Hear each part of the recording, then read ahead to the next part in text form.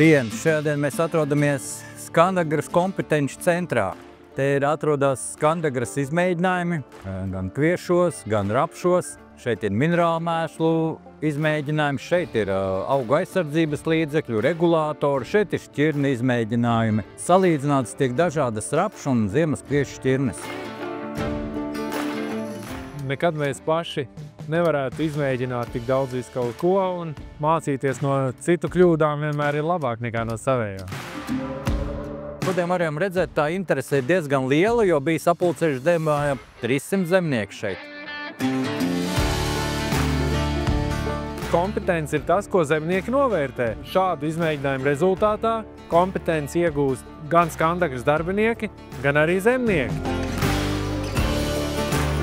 Viss mūžs paiet izglītojoties, katrs gads ir savādāks un nāk jauni produkti, jaunas šķirnes.